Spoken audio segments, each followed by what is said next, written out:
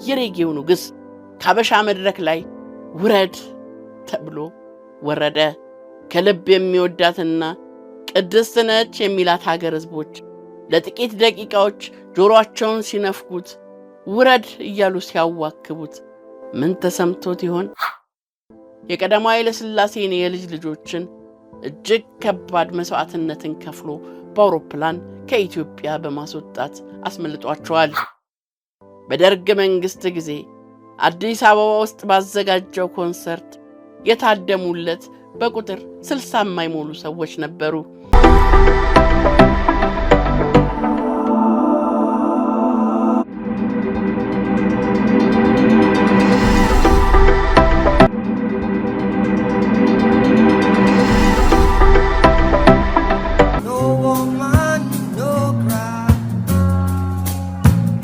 ከጊዮን ሆቴል መድረክ ላይ ተገፍትሮ የወረደው ቦብ ማርሌ እጅግ አስገራሚ ገጠመኞች። ጊዜው እንደ አውሮፓውያን አቆጣጠር በ1978 ላይ ነበር።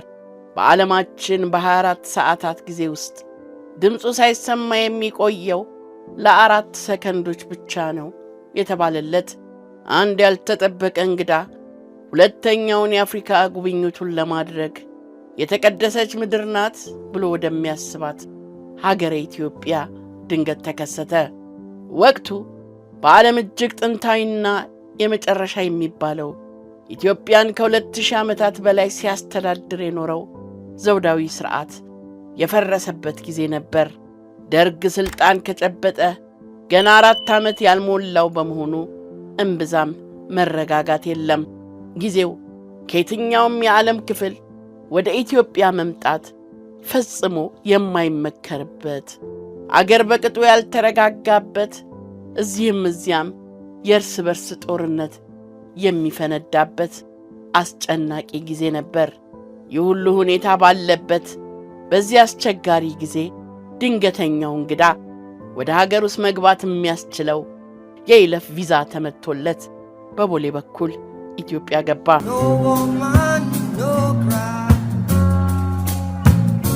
ይህ እንግዳ ምዕራባውያኑ ሶስተኛው ዓለም ብለው ከሚመድቧቸው አገራት አንዷ በሆነችው የካራቢያኗ ጃማይካ ሳንታና 9 ማይል ከተሰኘች ትንሽ መንደር ተወልዶ ሬጌ የተባለ አዲስ የሙዚቃ ስልት ፈጥሮ 6 የሕይወት ዘመን አልበሞችን አሳትሞ በሚያስተላልፋቸው ሙሉ መልእክት ያላቸው ሙዚቃዎቹ ዓለምን የናጠ ያሳተመው ኤክሶደስ አልበም በሮሊንግ ስቶን ማጋዚን አልበም ኦፍ ዘ ሴንቹሪ ወይም የምዕት ዓመቱ አልበም የተባለለት ዋን ላቭ የተሰኘው ሙዚቃው በቢቢሲ ሚውዚክ ኦፍ ሚሊኒየም የሚል ማዕረግን ያገኘ፣ ዓለምን አንድ ማድረግ የቻለ ማንም ሰው የለም፣ የሱ ሙዚቃዎች ግን ይህንን ማድረግ ችለዋል የተባለለት፣ በአሜሪካን ሬዲዮ ሙዚቃው የተለቀቀ የመጀመሪያው ጥቁር አርቲስት፣ የነጻነት ታጋይ፣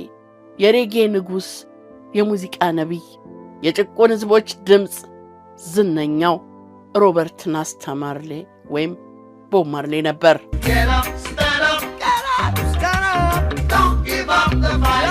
የሬጌው ንጉስ ለዓመታት በዓይነ ሕሊናው አሻግሮ ሲቃኛት የነበረችዋን የተስፋ ምድር በዓይነ ሥጋ ሊመለከታትና ሊሳለማት በመምጣቱ የሕልሙን ምድር በመርገጡና ከሚወዳቸው ሕዝቦች መሃል በመሆኑ እጅግ ደስተኛ ነበር። ማርሌ ቦሌ አየር ማረፊያ እንደደረሰ በቀጥታ ወደ ተዘጋጀለት ማረፊያ ጊዮን ሆቴል ነበር ያመራው። በጊዮን ሆቴል የመዋኛ ስፍራ ራሱን እያዝናና በነበረበት ሰዓት ላይ ከሆቴሉ ባንድ የራሱ ሙዚቃ የሆነውን ኖ ማን ኖ ክራይ የተሰኘውን ዘፈን አንድ የአበሻ አርቲስት ሲጫወተው ድንገት ጆሮ ገባ። No woman, no cry. No woman. በሚወዳት ሀገርና በሚወደው ሕዝብ መሃል ሆኖ የራሱ ዘፈን አስገራሚ ድምጽ ባለው ኢትዮጵያዊ ድምጻዊ ሲቀነቀን መስማቱ ጆሮውን እንዲጠራጠር አደረገው። ከመዋኛ ገንዳው ወጥቶ ድምጹን ወደ ሰማበትና ባንዱ ወደሚጫወትበት አዳራሽ አመራ።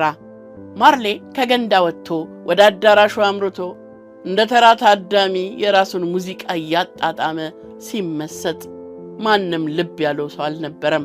ልቡ በደስታ እየዘለለች ሙሉቀን ዘፈኑን እስኪጨርስ ድረስ ቆሞ አዳመጠ። ሙሉቀን ዘፈኑን ጨርሶ እንደተለመደው ሞቅ ያለ አድናቆትና ጭብጨባን ተቀብሎና ተመልካቹን አመስግኖ ለጥቂት ደቂቃዎች ረፍት ለመውሰድ ከመድረክ ወረደ። በዚህ ጊዜ የሬጌው ንጉሥ ወደ ባንዱ በማምራት ሙዚቃ ለመጫወት የባንዱን ፍቃድ ጠየቀ። ተፈቀደለት። ቦብና መድረክ ተገናኙ። በወቅቱ ዓለምን የናጠውን ጌት አፕ ስታንድ አፕ የተሰኘውን የምንጊዜም የነጻነት ሙዚቃ በጊዮን ሆቴል አዳራሽ በራሱ በድምፃዊው መቀንቀን ጀመረ።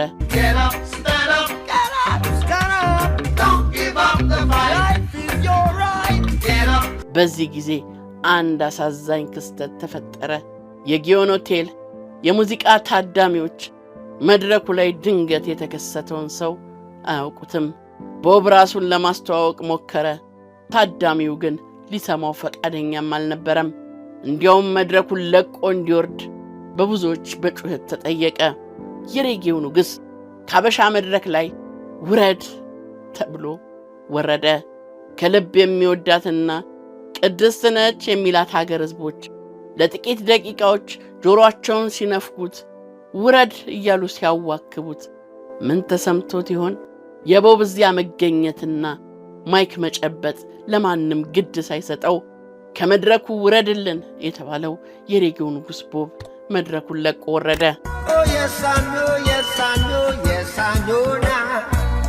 አሳዛኙ ጉዳይ ይህ በታዳሚው ጩኸት ከመድረክ እንዲወርድ የተደረገው ሰው ዓለም አቀፍ አርቲስቱ ቦብ ማርሌይ እንደሆነ ማንም አለማወቁ ነበር። እንዳለመታደል ሆኖ በወቅቱ በሆቴሉ ከነበሩት ታዳሚዎች መካከል ከሙሉቀን መለሰ፣ ኩኩ ሰብስቤና ጥላዬ ገብሬ እንዲሁም ጥቂት የባንዱ አባላት በስተቀር ቦብ ማርሌይን የሚያውቀው አንዳችም ሰው አልነበረም። ይህን አጋጣሚ በአንድ ወቅት ተወዳጇ ድምፃዊ ኩኩ ሰብስቤ የሕይወቴ ትልቁ ቀን ቦብ ማርሌይ ጊዮን ሆቴል ሲዘፍን ያየሁበት ቀን ነው፣ ቦብን መድረኩ ላይ ሳየው ራሴን ማመን አቅቶኝ ነበር ስትል ገልጸዋለች።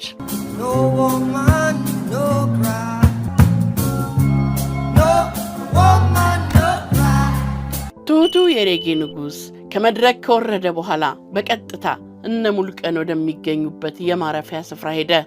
ድምፃውያኑን በዚያው አገኛቸው። ሁለቱንም ድምፃውያን ከተዋወቀና አድናቆቱን ከነገራቸው በኋላ ከሙሉቀን መለሰ ጋር በጥምረት አልበም መስራት እንደሚፈልግ ተናገረ።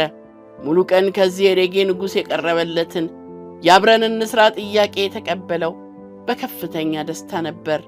በጉዳዩ ላይ ከተነጋገሩ በኋላ ሰፋ ያለ ጊዜ ወስደው ሊነጋገሩ ቀጠሮ ይዘው ተለያዩ። ውለው ሳያድሩ በጉዳዩ ላይ መክረው አብረው በጋራ ለመስራት ተስማምተው ግጥም ማጥናትና ዝግጅት ማድረግ ጀመሩ። ነገር ግን ይህ ታሪካዊ አጋጣሚ ወደ ተግባር ሳይቀየር ቦብ በጽኑ ታመመ።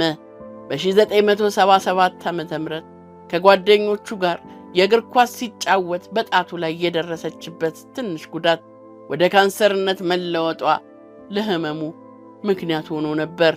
ከቀን ወደ ቀን ህመሙ እየከፋ በመሄዱ የቦብና የሙሉቀን ጥምረትና የተጓጓለት የአልበም ሥራ ሳይሳካ ቀረ።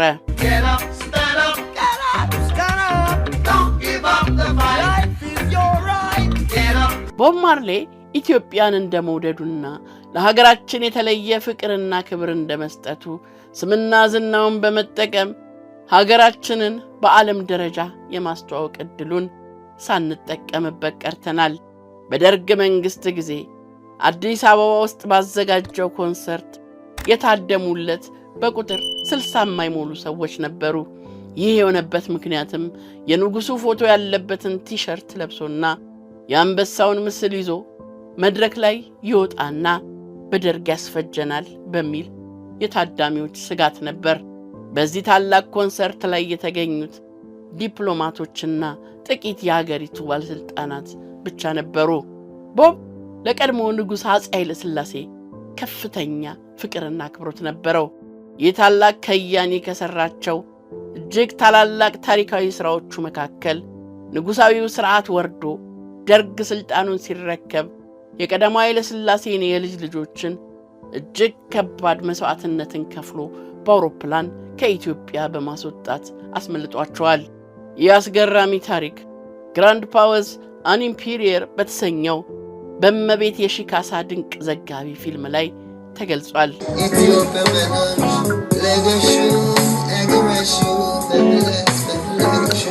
እንደ አውሮፓውያን አቆጣጠር መስከረም 3 ቀን 1976 ዓመተ ምህረት ቦብ ማርሌ ከግድያ ያመለጠበት እጅግ አስደንጋጭ ቀን ነበር።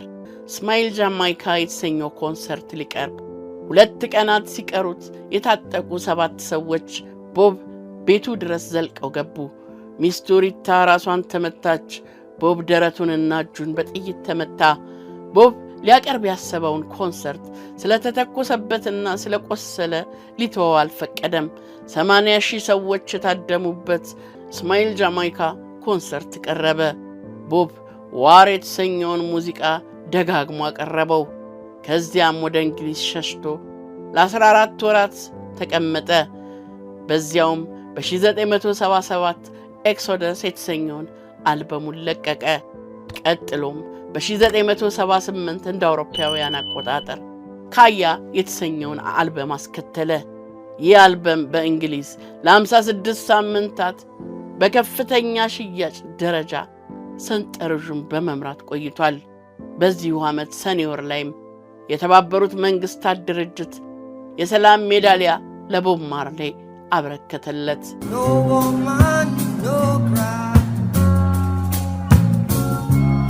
ቦብ በርግጥም በኢትዮጵያ ፍቅር ተነድፎ ነበር።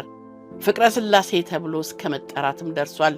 ነፍሱ ከሥጋው ከመለየቷ ጥቂት ቀናት ቀደም ብሎ በኢትዮጵያ ኦርቶዶክስ ተዋሕዶ ቤተ ክርስቲያን በብፁዕ አቡነ ይስሐቅ አማካኝነት በተደረገ ሥነ ሥርዓት ሃይማኖቱን ከራስ ተፈሪያን ወደ ኢትዮጵያ ኦርቶዶክስ ተዋሕዶ ሃይማኖት ቀይሮ ብርሃነ መስቀል በሚል የክርስትና ስም ተጠምቆ ኢትዮጵያ ውስጥ ግብዓተ መሬቱ እንዲፈጸም ተናዞ በ36 ዓመት ዕድሜው ይህችን ምድር ተሰናብቷታል።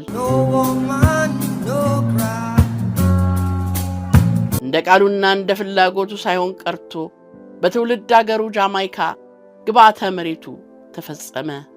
በቀብሩ ላይም እርሱን ለመሰናበት በመቶ ሺዎች የሚቆጠሩ አድናቂዎቹ ተገኝተዋል።